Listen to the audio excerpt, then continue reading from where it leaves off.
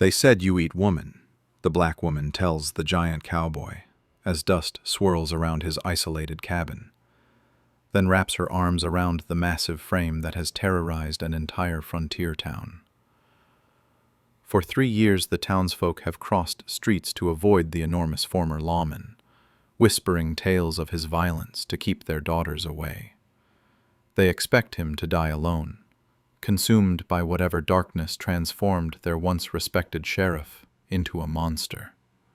But this fearless woman from the east arrives searching for her missing brother, armed with nothing but courage and a faded photograph. Her embrace awakens something the giant buried beneath years of guilt and rage. Yet her brother's disappearance connects to the same bloody event that destroyed the giant's life, and the killers who shattered both their worlds are returning to finish what they started. Will her faith in his humanity be enough to save them both? Or will the approaching danger destroy the only light that's touched his darkness in years? Before we continue, comment where you are tuning in from. Perhaps we will publish a story there. The axe blade bit deep into the oak log with a thunderous crack that echoed across the barren stretch between Jeremiah Wilder's cabin and the town of Dusty Creek. At 6 feet 8 inches tall, his massive frame cast a shadow that seemed to swallow the late afternoon sun.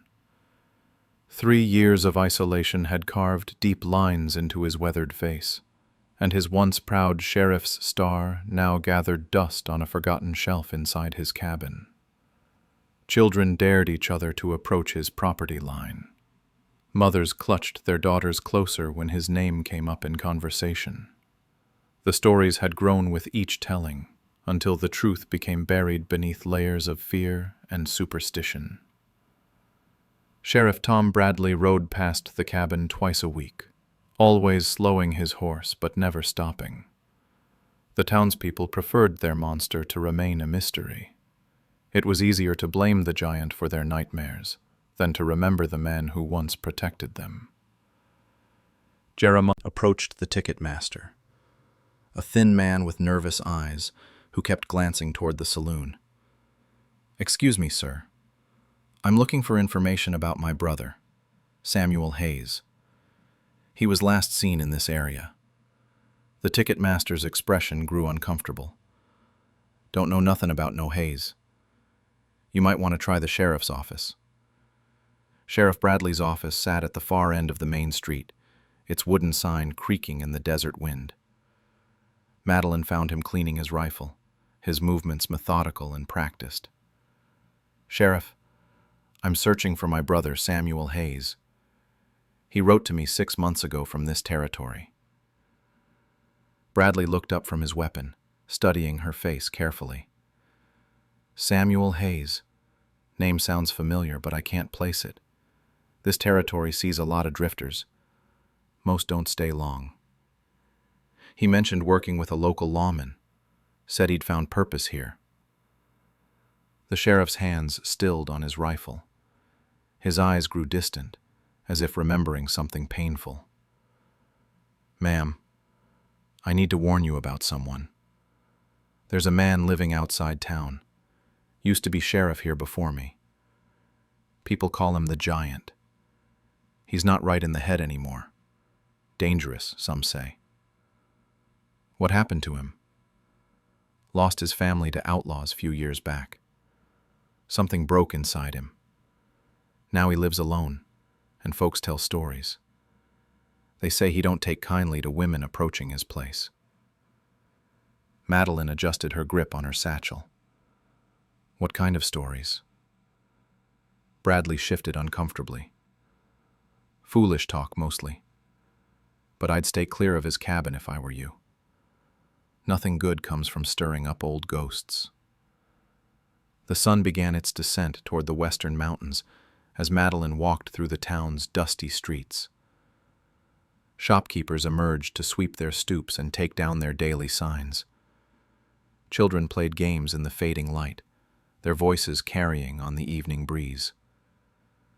She noticed how shadows stretched across the trail as she approached the small clearing where Jeremiah's home sat nestled among the trees. The sound of splitting wood grew louder with each step. She found him beside a massive pile of cut logs, his axe raised above his head. His shirt was soaked with sweat, and his massive arms moved with the rhythm of someone who had been working for hours. He noticed her approach and froze. The axe remained suspended in the air, as his eyes widened with something between surprise and fear. "They said you eat, woman." The words came out steady and clear, cutting through the evening silence like a blade. Jeremiah lowered his axe slowly, his massive frame seeming to shrink before her fearless gaze. Without hesitation, Madeline stepped forward and wrapped her arms around his waist, pressing her face against his chest. His entire body went rigid with shock. 3 years of isolation shattered in that single moment of human contact. Jeremiah's hands trembled as Madeline stepped back from their embrace. No one had touched him with kindness since the night his world burned down. The axe slipped from his grip and thudded into the dirt beside the woodpile. "Why did you do that?" "Because you needed it." Her simple answer cut through years of self-imposed exile. Jeremiah studied her face, searching for signs of fear or disgust. He found only calm determination. "The people in town warned me about you. Said you were dangerous. They're right to warn you." Madeline reached into her worn leather satchel and withdrew a small daguerreotype. The image showed a young man with kind eyes and a deputy's badge pinned to his vest. "This is my brother, Samuel. Samuel Hayes. Have you seen him?" Jeremiah's breath caught in his throat. The photograph trembled in Madeline's hands as she held it toward him. 3 years of carefully guarded secrets threatened to crumble in an instant. "Where did you get this?" "He sent it to me 6 months ago," said he to the edge of the table to steady herself as Jeremiah descended into the hidden room below. Soft lamplight flickered up through the opening. "It's all right, Samuel. She's here. Your sister found you."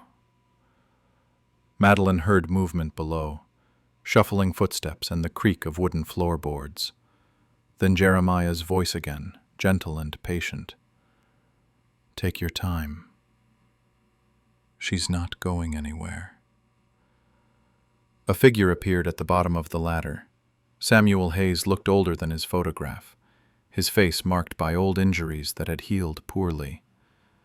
A scar ran from his left temple to his jaw, and his movements were careful and deliberate. "Madeline?" His voice came out rough and uncertain, as if speaking required tremendous effort, but his eyes held the same kindness she remembered from their childhood. She dropped to her knees at the edge of the opening, tears streaming down her face. "Samuel. Oh God, Samuel." He climbed the ladder slowly, favoring his left leg. When he reached the top, Madeline threw her arms around him with desperate relief. Samuel held her tightly, his body shaking with emotion. "Thought I was dead. Had to think I was dead." "Why?" Madeline pulled back to study his scarred face. "What happened to you?" Jeremiah moved to the window and watched the trail leading back to town. His posture remained alert, as if expecting unwelcome visitors. 3 years ago, the Slant River Gang hit this territory. They robbed banks, burned homesteads, killed anyone who got in their way. Samuel was my deputy then. We rode out to stop them. Samuel nodded slowly, his damaged memory struggling to piece together the fragments. "They came to your house first. Your wife and baby." Jeremiah's jaw clenched, but he continued his vigil at the window. "By the time we arrived, my family was already gone. The gang was waiting for us. They knew we'd come. Jeremiah saved my life. Took care of me when I couldn't take care of myself. Fed me, helped me walk again, taught me to speak again. The hidden room below contained evidence of 3 years of patient care. Medical supplies, books, and personal items that spoke of a man slowly rebuilding his shattered mind. The town fears Jeremiah because he let them. Better they think he's dangerous than know the truth about Samuel. Madeline stood and walked to where Jeremiah maintained his watch. You sacrificed everything to protect him. He was my deputy, my responsibility, and your friend. Jeremiah finally turned from the window, his eyes meeting hers. The gang is still out there. Marlowe is still out there. And lately, there have been signs they're moving south again. Dawn broke over the pine trees surrounding Jeremiah's cabin as Madeline prepared breakfast for 3 people instead of 1. The simple act of cooking for others transformed the space from a hermit's refuge into something resembling a home. Samuel sat at the table, slowly working through pronunciation exercises she had taught him the night before. The town children need proper schooling. There's no schoolhouse. Then we'll make one. Jeremiah watched from the doorway as Madeline worked with Samuel, her patience endless as she helped him form difficult words. Her methods were precise and effective, drawing on years of teaching experience in Philadelphia's segregated schools. Why did you leave the city? Some people didn't appreciate my ideas about education. Thought certain children shouldn't learn alongside others. Samuel's progress amazed Jeremiah. In one night, Madeline had accomplished what months of isolated recovery could not. Her brother's speech grew clearer with each passing hour. Remember more now. The gang had a hideout. Canyon with red rocks. Devil's Canyon, 20 miles north. They used it as a base. Stored supplies there. Money from robberies. For Bradley studied Jeremiah's face, noting the subtle changes. The constant tension had eased slightly, and his eyes held something that resembled hope. You seem different. Maybe I am. At the mercantile, Jeremiah overheard 2 ranchers discussing stolen cattle and missing supplies. Reports of bandit activity had increased over the past month. Travelers spoke of armed men seen near the old mining trails. Getting worse out there. Sheriff Bradley's a good man, but he's young. Ain't seen the kind of trouble that's coming. Jeremiah paid for his supplies and headed back toward the trail. Behind him, whispered conversations followed his departure. That afternoon, Madeline walked into town alone. Her confident stride and direct gaze drew curious stares from the locals. She found the abandoned schoolhouse at the edge of town, its windows boarded and roof sagging from neglect. Building's been empty for 2 years. Mayor Hutchins emerged from the hardware store, wiping his hands on a greasy apron. What happened to the teacher? Moved on to California. Pay wasn't good enough to keep anyone. Madeline examined the structure's bones. The foundation was solid, and the interior could be restored with effort and resources. I'd like to rent this building. You're a teacher? I am. Well, I suppose we could work something out. But I should warn you, not everyone in town will appreciate certain ideas about who should be educated together. Then they'll learn alongside their children. That evening, Samuel's memories continued returning in fragments. He drew rough maps of the canyon hideout, his damaged motor skills improving with practice. The details emerged slowly but steadily. Marlowe killed your family because you were getting close to something bigger. What do you mean? He wasn't just robbing banks. He was working with someone with authority.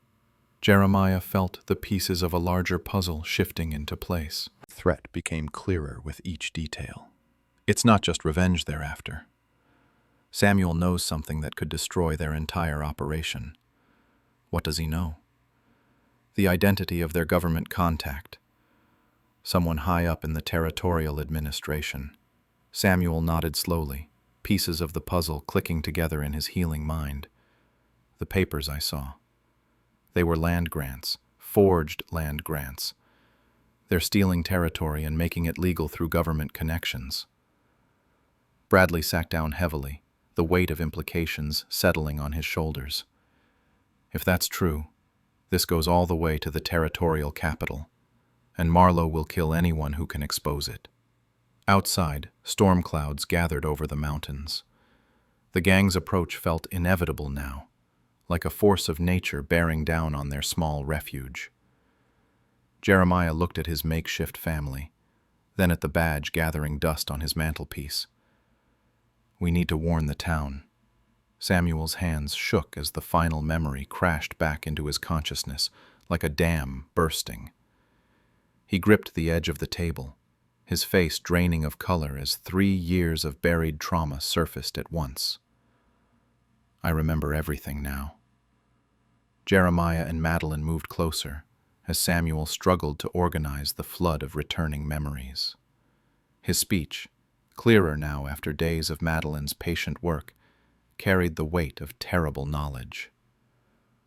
The night they killed your family, Jeremiah. Marlowe wasn't just robbing. He was meeting someone. Who? Territorial Judge Harrison Webb, Marlowe's younger brother. The revelation hit the room like a thunderclap.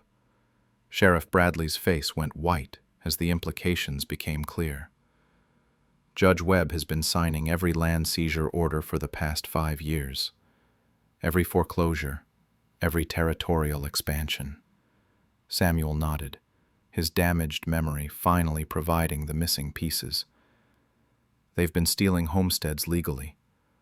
Marlowe's gang terrorizes families until they abandon their land. 3 years. Inside were several official documents, their territorial seals intact. I grabbed these during the fight. Been carrying them ever since. The papers detailed land transfers worth hundreds of thousands of dollars. Signatures, dates, and official stamps created an unbreakable chain of evidence. These documents prove the conspiracy and make every person in this room a target for murder. Bradley stood and walked to the window, his young face aged by the weight of responsibility. There's more bad news. Scout reported a large group of riders moving south, at least 12 men, heavily armed. Marlowe's coming to clean up loose ends before the territorial elections next month. If Webb wins the territorial Senate seat, this conspiracy becomes untouchable. Samuel struggled to his feet, his recovering body still weak but his resolve strengthening. We can't run. Too many innocent people will die if this continues. The town won't believe us. Half of them think I'm already dangerous. Madeline stopped pacing and fixed Jeremiah with a determined stare. Then we make them believe. We show them who you really are. What do you mean? You take back your badge. You protect this town the way you protected Samuel. Jeremiah looked at the tarnished star on his mantelpiece. 3 years of guilt and isolation had convinced him he'd failed as a protector. But Samuel's survival proved otherwise. The gang will be here within days. We need to send word to federal marshals. Nearest federal office is in Carson City. 3 days hard riding. I have contacts in Philadelphia, government connections who can wire the federal authorities. Bradley shook his head grimly. Even if they believe us, federal marshals won't arrive for at least a week. Then we hold the town until they get here. Samuel moved to the window, his recovering eyesight scanning the tree line for signs of approaching danger. Marlowe knows this area. He'll use Devil's Canyon as a for Marlowe. Samuel's voice dropped to almost a whisper. I didn't just witness the document exchange. I saw him murder your wife and baby with his own hands. Jeremiah's jaw clenched, but his voice remained steady. Then we'll make sure he answers for it. This isn't about revenge anymore. It's about justice. Bradley pinned his deputy star to Samuel's shirt, the metal gleaming against the fabric. "Welcome back, Deputy Hayes."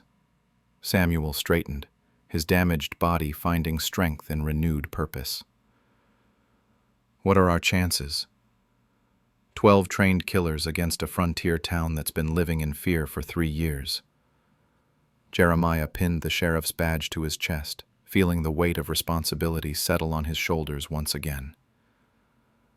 "We'll find out what this town is really made of." Outside, the first drops of rain began to fall, and somewhere in the distance, hoofbeats echoed through Devil's Canyon. The transformation began at dawn. Jeremiah strode down Main Street with his badge gleaming in the morning light, no longer the feared hermit, but the returning protector. Townspeople emerged from their shops and homes, drawn by whispers that the giant had reclaimed his star. Mayor Hutchins stood outside the hardware store, his face a mixture of relief and apprehension. "Jeremiah, Tom Bradley says we're in danger. Slant River Gang is 3 days out, maybe less. What do you need from us?" "Every man who can shoot, every woman who can tend wounded, every child moved to safety." Word spread through Dusty Creek like wildfire.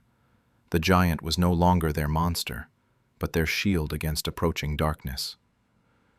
Shopkeepers began boarding windows while ranchers rode in from outlying farms. Madeline commandeered the schoolhouse, transforming it into a fortress and field hospital. Her organizational skills, honed through years of managing chaotic classrooms, proved invaluable for coordinating civilian defense. Narrow streets, solid buildings, elevated positions for shooters. Samuel spread a rough map across the bar, his damaged hands steady as he marked key positions. "They'll come from the North Trail. That's the only approach that provides cover for their horses. We funnel them into Main Street. Crossfire from the Mercantile and the bank building. What about escape routes? There are none. We hold or we die." The stark reality settled over the room like a burial shroud. These men had families to protect and nowhere to run. Dr. Matthews, the town's elderly physician, emerged from his clinic carrying bags of medical supplies. "I've seen what Marlowe's gang does to people. We can't let them take this town." By afternoon, Dusty Creek resembled a military camp. Barricades appeared at key intersections. Sharpshooters took positions in second-story windows. Women loaded ammunition while children huddled in the schoolhouse cellar. Madeline found Jeremiah checking rifle positions along Main Street. His massive frame moved with practiced efficiency, the tactical mind that had made him a legendary sheriff fully engaged. "The telegraph line is down. Cut sometime last night. They're closer than we thought." Samuel limped over, his face pale but determined. "Found fresh horse tracks near Devil's Canyon. 12 riders, just like Bradley reported." "When?" "This morning. They're scouting our defenses." The sun began its descent toward the western mountains, painting the sky in shades of blood and gold. Families said quiet goodbyes as fathers took their positions and mothers ushered children to safety. Jeremiah stood in the center of Main Street, his presence a beacon of strength for the frightened townspeople. The badge on his chest caught the fading light, a symbol of authority reclaimed. "Remember, we're not heroes. We're survivors. Stay low, conserve ammunition, and watch each other's backs." "What if they offer terms?" "Marlowe doesn't negotiate. He eliminates witnesses." "We're in trouble." Message got through before the telegraph went down. Help is coming, if we live long enough to see it. Jeremiah climbed to the church bell tower, the highest point in town. From there, he could see the northern trail winding down from Devil's Canyon. Moonlight revealed nothing but shadows and swaying trees. But somewhere in that darkness, 12 killers prepared for dawn. The wind carried the scent of rain, and something else. Smoke from distant campfires. The enemy was close enough to smell their cooking. He thought about his wife and son, buried in the cemetery behind the church. Their deaths had broken him, but their memory now strengthened his resolve. This town would not suffer their fate. Below him, Dusty Creek waited in armed silence. Ordinary people transformed into defenders by necessity and courage. The longest night of their lives had begun. The attack came with the first pale light of dawn, just as Samuel had predicted. 12 riders thundered down the northern trail, their horses' hooves drumming against the packed earth like war drums. Cecil Marlowe led the charge, his scarred face twisted with 3 years of accumulated rage. Jeremiah's voice boomed from the church tower, cutting through the morning air. "Here they come." The gang split into 3 groups as they reached the town's edge. 4 riders circled toward the eastern buildings, while another 4 headed west. Marlowe and his remaining men charged straight down Main Street, expecting to find terrified civilians cowering behind locked doors. Instead, they found disciplined crossfire. Rifles cracked from the mercantile and bank buildings. Samuel's warnings about their tactics had prepared the defenders perfectly. The first volley dropped 2 horses and sent riders diving for cover behind water troughs and hitching posts. Marlowe's furious roar echoed off the wooden storefronts. "Burn them out!" His men began hurling lit torches at building facades, but who should have died 3 years ago was very much alive and fighting back. "Hayes! You should have stayed dead." Samuel's response came in the form of precise rifle fire that splintered the wooden post inches from Marlowe's head. His damaged motor skills had improved dramatically under Madeline's care, and his marksmanship remained deadly accurate. The battle raged for 2 hours as the sun climbed higher into the desert sky. The gang's superior numbers meant nothing in the narrow streets where the townspeople had every advantage. Their knowledge of each building, every alley, every rooftop, gave them tactical superiority. Jeremiah descended from the church tower and moved through the town like an avenging giant. His massive frame absorbed punishment that would have felled smaller men, and his strategic mind coordinated the defense with military precision. "Hold your positions. They're getting desperate." Indeed, Marlowe's men were falling back toward their horses. 3 gang members lay wounded or dead in the street. The others nursed bullet wounds and depleted ammunition supplies. But desperation made them dangerous. Marlowe pulled a stick of dynamite from his saddlebags, lighting the fuse with hands that shook from rage and adrenaline. His target was the schoolhouse, where the civilians sheltered. "If I can't have this town, nobody can." Samuel saw the lit explosive and broke from cover, his damaged leg screaming in protest as he sprinted across Main Street. The dynamite arced through the air toward the building where his sister coordinated the civilian defense.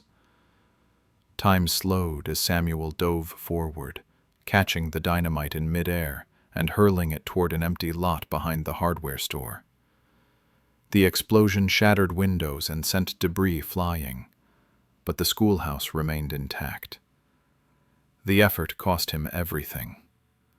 Samuel collapsed in the street, his body finally pushed beyond its limits. But he was smiling as Madeline rushed to his side. "Got it." Marlowe's fury reached its peak as he watched Southern Trail. The cavalry had arrived exactly as promised, drawn by the sound of gunfire and explosions. Marshal Thompson surveyed the scene with professional approval. "Looks like you folks handled things pretty well without us. We had good leadership." 6 months later, Dusty Creek had transformed into a thriving community. The schoolhouse buzzed with children's laughter as Madeline taught reading and arithmetic to students of all backgrounds. Samuel, fully recovered and walking without assistance, served as both deputy sheriff and assistant teacher. Jeremiah wore his badge with quiet pride, no longer the feared giant, but the respected protector he had always been meant to be. The townspeople, who once crossed streets to avoid him, now brought their problems directly to his office. The corruption investigation had reached all the way to the territorial capital. Judge Harrison Webb faced federal charges that would keep him in prison for decades. The forged land grants were declared invalid, and legitimate property owners reclaimed their stolen homesteads. On quiet evenings, Jeremiah visited the cemetery behind the church. The graves of his wife and son no longer filled him with consuming grief. Instead, he felt their presence as a blessing on the new family he had found. Madeline approached carrying fresh flowers for the headstones. "They would be proud of you. I think they'd be proud of all of us." The sun set over Dusty Creek, painting the sky in gentle pastels. Children played in streets that had once echoed with fear. Families gathered for evening meals in homes that had become sanctuaries rather than hiding places. Sometimes, the most broken people simply needed someone brave enough to see their humanity. And sometimes, one act of fearless compassion could transform an entire community. The giant sheriff smiled as he watched his town prepare for another peaceful night.